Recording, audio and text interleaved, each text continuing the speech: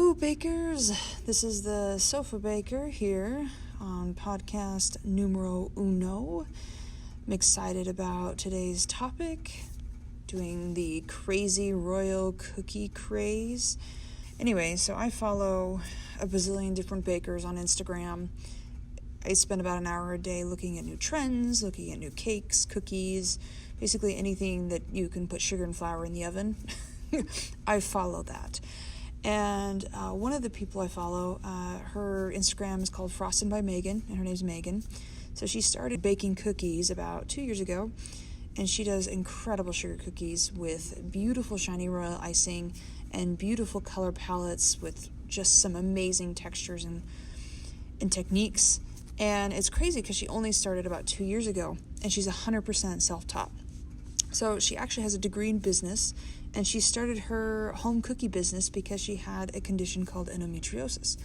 So she talks about having endometriosis, and for those of you who don't know, it's a condition that causes a lot of pain, sometimes on a daily basis, and it can be quite excruciating, and it can affect basically a woman's everyday life. It only affects women, and it's incurable. So that's kind of sad. But what she loves about baking is she gets to have a business, she gets to earn money, but she can be at home when she has bad endo days, as they call it. So she started out charging just $30 a dozen, and now she's charging $65 a dozen for a basic batch of cookies, and she gets to attend cookie conferences. She has over 51,000 followers on Instagram, and she's just very well known and very talented. I thought this story was interesting because I too have endometriosis, and I turned to baking because it helped me deal with the pain on a daily basis. It helped me deal with the anxiety that comes with it, especially having a disease that's incurable. And so I love to hear these homegrown stories of hobbyists who become full-blown baking professionals. Anyone can be a baker. I think one of my favorite movies is Ratatouille, and the reason it's my favorite is because Remy always says anyone can cook. And so that's really important to me. Anyway, back to the cookies. So I, like I said, follow Instagram trends, and it's really interesting to watch the trends that pop up and disappear. And it's interesting how they can be kind of based on place. Like, there's a lot of Russian bakers have some specific trends that they follow that are different than maybe English bakers or American bakers. So it's just very interesting to watch these trends develop. And one of these awesome trends that's coming up is putting sugar cookies with royal icing on cakes. So like standing them up. So you cut the cookie into shapes, like cartoon shapes, and then you design a cartoon on this cookie using royal icing, and then you put it on a cake.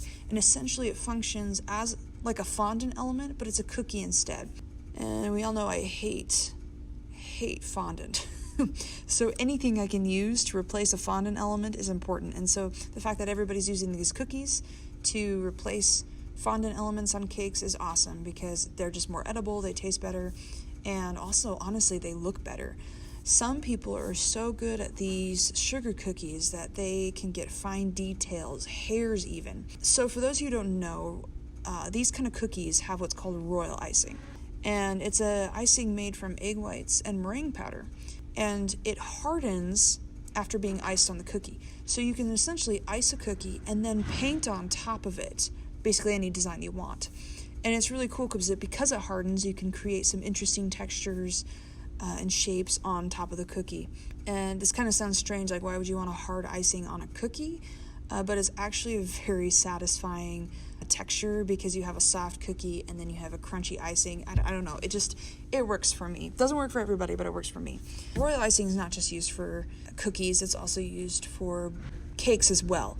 You can use it as beading and it hardens so it creates a really nice shape, or you can use it to create wording, like words, names, like happy birthday, that kind of stuff, and it's nice because it hardens, it doesn't get smooshed. Royal icing is very popular, and now we've combined cakes, cookies, and royal icing. So you want to start making your own sugar cookies to decorate your cakes, and where do you start?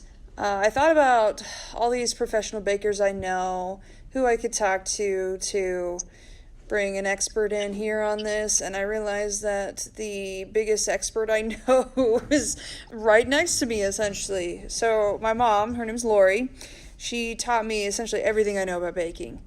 From cakes to bread to cookies to pie. She taught me everything. She's absolute master. She's kind of one of those people that can like grab a handful of ingredients, like throw it in a bowl, bake it, and it turns out perfect.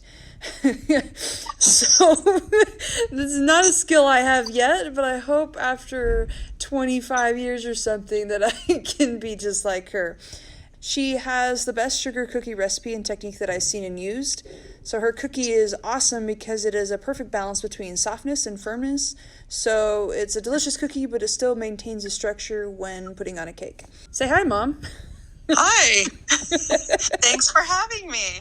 You're welcome. Well, thanks for letting me post your secret cookie recipe on my podcast. I know that's probably painful to have all these people read your secrets. Oh, that's okay. I don't mind. So, how long have you been baking sugar cookies? Probably since I was 8 years old is when I started baking. But this recipe I got when I was 14. So, where did you get this specific recipe?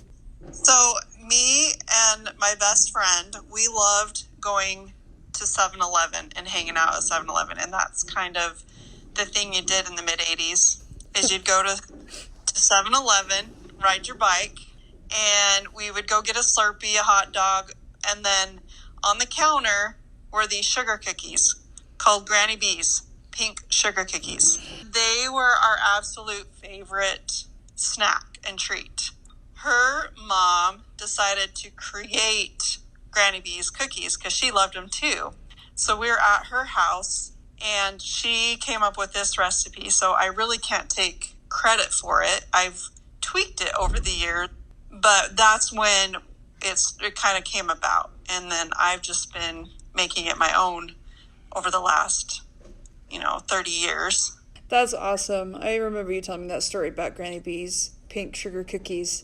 And it's funny because I kind of grew up with that too, because he always made the pink sugar cookie for Valentine's Day. Though I didn't have to bike to 7-Eleven to get it though. You just made it and gave it to me. Yeah. And they're the best. They really are. They are. So you use a kind of a special ingredient that, some sugar cookies don't use. Do you want to talk about? Yeah, it's sour cream. That's the secret to a soft, yummy, delicious cookie. It's just the right texture, I think. I think that's interesting. You wouldn't think to put sour cream in a cookie necessarily, because you think, wouldn't that take away from the sweetness, but it actually doesn't. It makes it more sweet, I think, and then the texture is absolutely perfect. Yeah, I agree. I mean, it comes out butter. And butter. Yeah. Yes, butter. You've got to use real butter. That's the other thing. I think those are the two most important ingredients in the sugar cookie is real butter and the sour cream. Yeah, I know people who don't put real butter in their sugar cookies, and I want to die. No. No, it's not a real sugar cookie if it doesn't have butter. And do you have a preference between unsalted or salted butter? I know some bakers, disagree about that. They do. No, because I add salt anyway. So I think that's the other good thing to a sugar cookie is having a balance of sweet and salt, because the salt enhances the flavor. So I always add salt, but it doesn't matter to me whether there's salt in the butter or not, because I always add salt. Okay. Yeah, that's another important thing. I think they focus too much on adding the sugar and then not adding the salt, which is, like you said, you need to have a good balance with that. And that's what I love about this recipe, is because it's not too sweet. It's just a wonderful vanilla, salty, sweet, soft cookie with a sweet icing on top. Yes. And that would be the third most important ingredient, is a good vanilla. Not an imitation vanilla, not a name, like a store brand vanilla, but a good vanilla extract. And it doesn't have to be like an expensive one, but I usually go with like the mid-grade vanilla. But a good tasting vanilla can be all the difference in how the cookie tastes as well. I know sometimes you use Mexican vanilla. Yeah, I really enjoy a Mexican vanilla because it tastes expensive, but it doesn't cost expensive.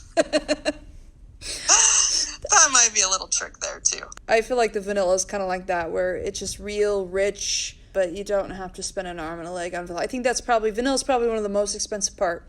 Vanilla and butter in making cookies and cakes. Yes.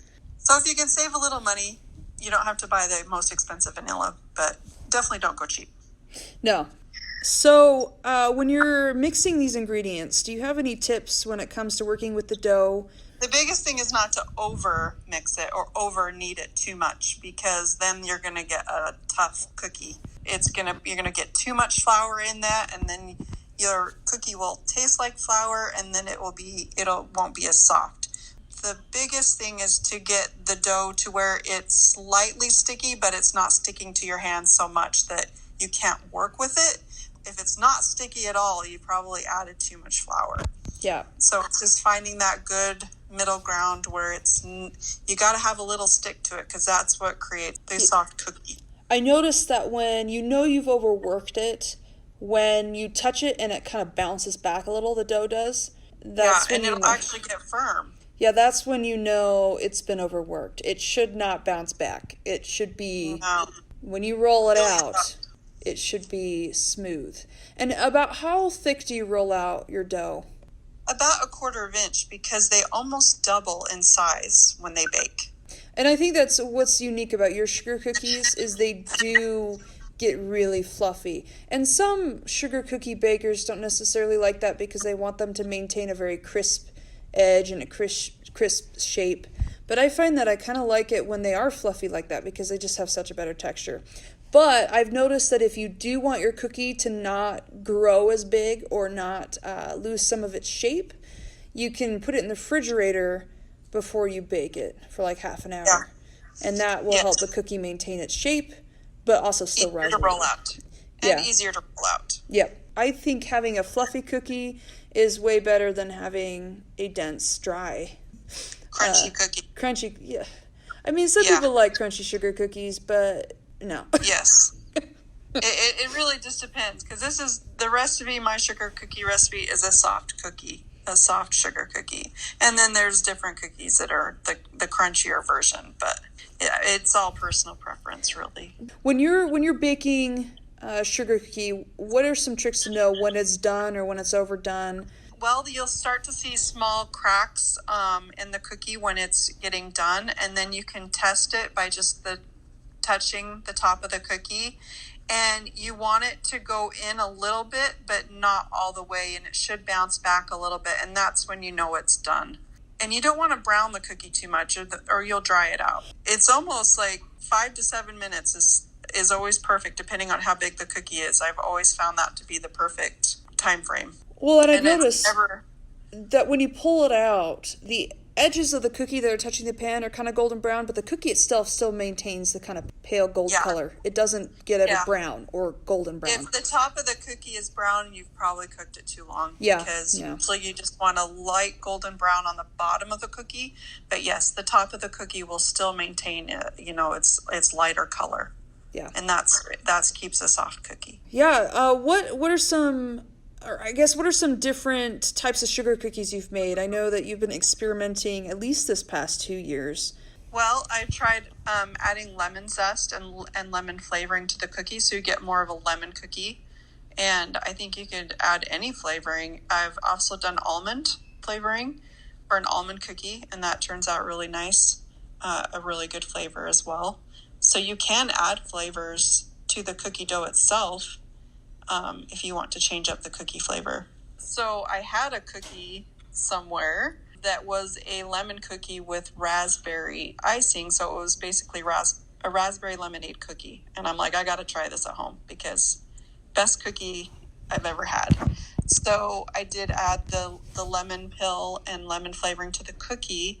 And then I had homemade raspberry jam. And I'm like, why not just use the homemade jam? Because it's got more of a real raspberry flavoring rather than like a pie filling or a raspberry jam from the store. So we added the raspberry jam to the icing, and it was amazing. And it's so simple. You literally just take an American buttercream and you mix a little bit of raspberry jam in it, and homemade raspberry jam if you can. And I thought that was Like I said, one of your moments Yeah. of just throwing ingredients together and going, wow, this is cool. It works. Yeah, it does. It does. And that's sometimes, my experiments work out and sometimes they don't.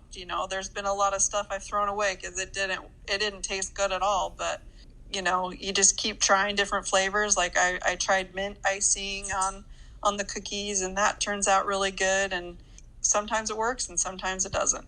So a sign of a true baker is someone who can focus on taste. And I think that's what's really great about what you've taught me, is that you've taught me to focus on taste. And I know a lot of bakers get so obsessed with how it looks. It's got to be perfect. It's got to look perfect. But when you focus too much on that, you lose attention on making the flavors right. Even just a cookie with a bit of swirled icing on it looks beautiful. Yeah. Yeah, and that really is probably what makes an exceptional baker, is if they have the ability to have both. Yeah. Both the looks and the taste. And that is a hard thing to accomplish. Do you want taste? Do you want looks? And then, hey, if you can pull off both, then you're up there. You're really rocking it. With the exceptional baker club. Which I think you've reached. Oh, I don't know about that. I'm mostly for taste. I'm all about taste. I don't know, though. Your simple swirl on your icing, she can take a knife and a little bit of buttercream and just make it like billowing waves on top of a cookie. I don't know how she does it. I have to pipe my cookies because I don't have the knife skills to spread icing on a cookie like that. It's just the 30 years of baking, I think. And we didn't have all this fancy stuff growing up. We just had a knife, so, that's all we had to work with. So we better be good at it or make it look good, because that's all we had. That's funny. So going back to icing, what's your take on royal icing versus buttercream icing? It goes back to the looks versus taste to me. I'm not a fan of the taste of royal icing, just because I would prefer a soft icing. But they make the cutest cookies, though. And it's a way to show off skills and use your artistic abilities to make a really beautiful piece of art with a cookie. I see why it's so popular and why it's kind of the big new craze. But I'm still old-fashioned and still like a just old-fashioned buttercream, soft icing on a soft cookie. To each his own. Well, I think that's what's interesting is you have a collection of old bakers that are still, classic, just icing on a cake. And then you have new bakers which are really trying to set some trends here with some cookies. I mean, there are people that have used some cookies skills and have created, I don't know, it looked like it took an hour to make the cookie that they made.